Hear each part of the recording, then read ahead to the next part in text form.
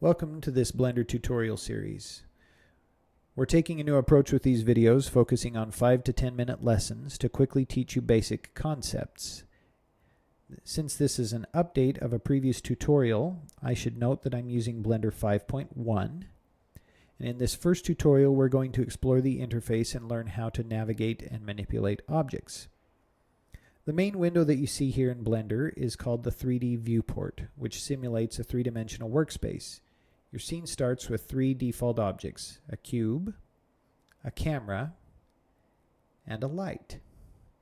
I'm going to turn on my screencast keys for this tutorial so that you can see down here in the bottom left what buttons I'm hitting on my mouse and what keys I'm hitting on the keyboard. Up here in the top right, you see what's called the outliner. This window lists every object in your scene, so you can see again here that we have a camera, a cube, and a light. And within the outliner, we can select objects just as we can in the 3D viewport by clicking on them. We also have the properties panel here, which can be opened or closed by pressing the N key on the keyboard. It shows exact numerical data for an object's location, rotation, and scale. Navigating the 3D space is essential. If you're using a mouse with a scroll wheel, you can use these shortcuts.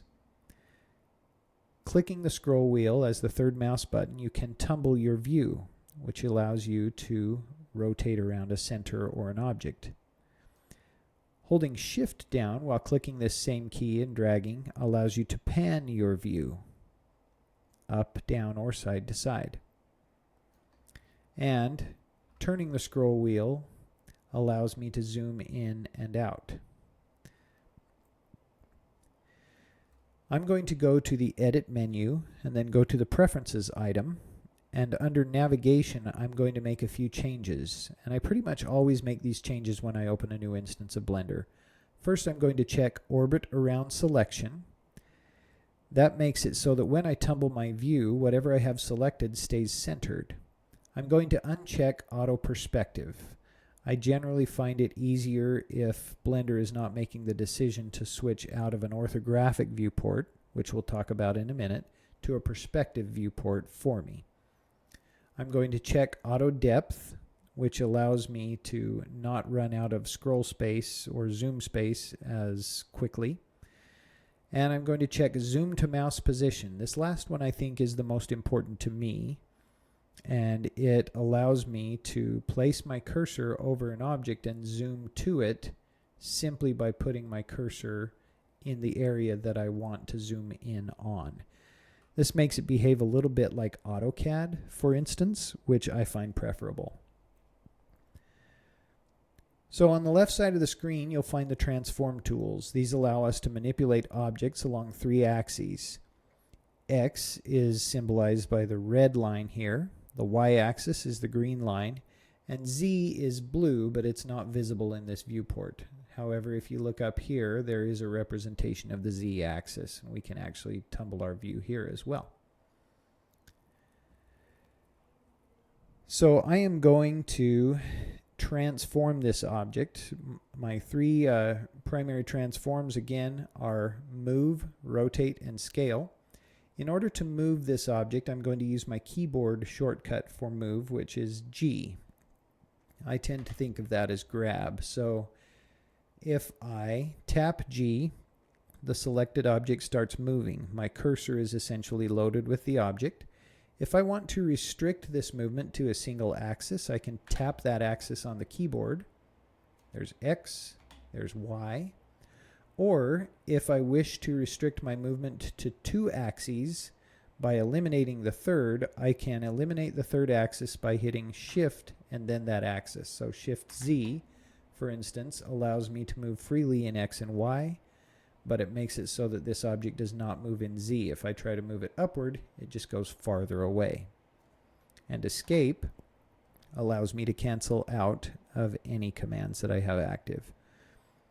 I can also rotate. That's my second transform. So R allows me to rotate the object, and again X allows me to restrict that rotation to a single axis. In this case, the axis works as if it is an axle or a pin or a hinge around which the object rotates. I can rotate in X, I can rotate in Y, or I can specify, for instance, Shift Y, that I want to be able to rotate in Z and X, but not Y.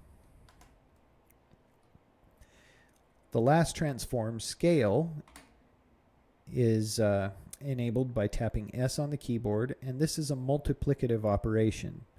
So I tend to start with my mouse a little farther away from the object so that I have precision in moving it. If I start with the object, or with my mouse really close to the object's center, then that multiplier becomes greatly enhanced because it's really easy for me to get my mouse cursor, for instance, twice as far away from the center as its starting point. And so that doubles the size of my object, or triples or quadruples as the mouse moves. And that's not a lot of precision. So if I start this operation with the mouse a little farther out, then it gives me more precision. I can also specify numerical values for any of these transforms. So for instance, if I want to scale by a factor of 2, I simply tap S2, enter, and that doubles the size of my cube. Or if I want to double the size of the cube in just one axis, I can type SY2, enter, and that doubles the size of the cube in that one axis. So the big three keyboard shortcuts for us, or the big three transforms, are G for grab or move, R for rotate, and S for scale. There's another keyboard shortcut that's probably a good thing to know about right now, and that is Shift D, which duplicates our object. So we now have two cubes. My cursor is loaded up with the copy, and this is now a move operation for the copy. So I can again specify an axis. I can say I only want this to move in the Z axis. Tap Z, and up it goes. You'll notice in my outliner there is now an object called cube.001. So with these objects, I'm going to press delete and delete my one object. With these objects, we have been manipulating them as a whole object because we are in object mode. If you look in the top left here, you'll notice that's the mode that we're in. We have other modes. Edit mode, for instance. I prefer to enter edit mode by pressing the tab key because it's a lot faster than going up to the menu. And in edit mode, we can change the actual shape of the cube. So we can manipulate the three components of a mesh here. They are vertices, which are these little dots in the corners, edges, which are the lines connecting the vertices, and faces, which are the flat surfaces between three or more edges. We can use the same transform tools, G, R, and S, to transform these individual parts. So if I want to rotate in just the y-axis, then I can twist this face and change the object.